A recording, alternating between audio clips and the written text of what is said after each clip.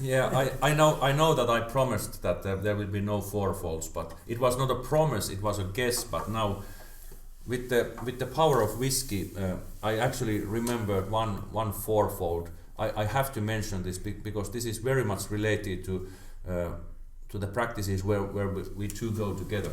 So, if I draw two axes here, one is having fun aspect, and of course fun, your fun is different than my fun. Fun is now a very wide word, can mean anything. And then this is let's say efficiency. Efficiency of technique, Efficiency. like in functionality. Efficiency or functionality, yes. Yeah. So like if it's 100% efficient, then you can manage to any self-defense situation with that. But now, and okay, I can draw here 4 squares, or then I can just drop here. But let's start from this corner here. So techniques that are not efficient and not fun. And I'm sorry to say, somebody will get mad for me, but I think that most of the karatekas in the whole world, they spend a lot of time in here. They are spending time with non-fun and non-efficient techniques. Maybe their perception of fun is different from ours, but or maybe they are just a person who do whatever is told. Now for the green belt you need to do this stuff. And maybe they think that what they're doing will get them somewhere. Yeah, maybe they might. But I have heard that like a high level belt is saying that we are doing kata because we are doing kata. And you know, that's it. We do kata because we do kata. That's the explanation. What I try to do always is I try to start from somewhere here. So when I'm teaching, I try to have fun myself. I try to teach so that everybody is having fun. But this is quite far away still from the efficient fighting. And every now and then, when like I say, it's full contact karate without full contact. I go a little bit towards that efficient direction. So this might be kind of the maximum point of my efficiency. But at the same time, when we go towards efficiency, we also lose some fun. It was related to what we discussed about sparring. So if you start sparring and if you start to add there more energy, it's not so fun anymore. But it will be more and more efficient. But there is a limit that I will never go over certain limit what comes to here. And my practice is what I try to teach, that I try to be in this area. So if I go to maximum efficiency of my practice, then I also need to visit this corner, just having fun techniques, fantasy techniques here. And then most of the techniques are somewhere here between. So there need to be balance between fun and efficiency. But in my practice, it's within certain borders. But what I have actually found out that it's not 4 square. So I think this part of the 4 square is actually missing. At least when we talk about punching and kicking. In BJJ you might do something with full power and still it's safe, so then it's fine. But for punching and kicking, if you start to add power, then it's not any more fun. So I guess that this point, which is 100% fun and 100% efficient in punching and kicking, it doesn't exist. So this upper corner doesn't exist. I try to reach the border and try to find where's the border is, but so one thing we do a lot in your training is like striking pads, and not necessarily pre-arranged. I guess that would, it's fun, But it's not the real deal because you're not punching the other person's. That's why that's it's right. not here. Yeah, that's So- right. If we would punch with full power to the person, but then it would be here.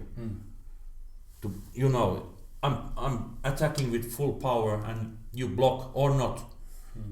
If you don't block, then it's not fun for you. No. But if we do it for pads, it simulates it, but it's still safe. It's fun because it's exercising. So I think this corner is missing. So some of my friends or martial artists, they make the selection that they are not doing it for fun, they are doing it for efficiency. So some teachers are in this corner. Some teachers like me that are in this corner. Some guys who are in here, they in their fantasy they think that they are there. They will have a problem. but as I say, the big problem is this that if you don't have fun and if there is no efficiency in your technique, then what's the point here? Yeah. But my area is roughly here, and what I'm searching this where the border is, that it can still be fun and it can be still, let's say, 75% efficient. Yeah, and I think this is the reason why your training sessions are so popular. People come year after year, every week, Saturday mornings, because you actually pay attention to this. They say that nothing grows in the comfort zone, so at least maybe I'm getting a little bit softer as the years go by, but my own training have definitely been out of the fun area from time to time. Real self-defense training is not fun. That's right. Yeah, but then again, the older I get, the more I want to spend time here for sure, because getting super efficient at defending myself, which I probably never have to do anyway. It doesn't make any sense to live a miserable life and go to training afraid to get punched in the head. Yeah. Hey, do you know what's one exception for this? So what is one box that we should actually visit that is not immediately efficient or it's not fun? Well, again, perception of fun can be different, but that's of course true, that fun means different things to different people. But I would say that when we started the importance of basics. Yeah. So sometimes I think to some extent developing your roots goes into this area. Or developing the basic trunk techniques for your tree. So sometimes they can be difficult. Sometimes, mostly they can be integrated here. That you do techniques with a good technique, but sometimes you need to take them away from the actual context and just practice timing or your stance, and but practice them in a right way. So this window or this box is fine if you know that it's leading finally there or it's leading there. So if you know that now it's boring, but you can see you can say that, hey, after 2 years you will thank me with this. So like we are math teachers, so we know that there are these kind of areas. But in martial arts, I think this box is much smaller than in mathematics. In mathematics you need to do boring stuff, but in martial arts you can actually integrate the boring stuff. Most of the boring stuff, like building your roots, you can integrate it into. But sometimes you need to do separate practices for that. Yeah, it's true. Cool. I really like these pictures. It's like, well, I'm a visual learner, and for me it's like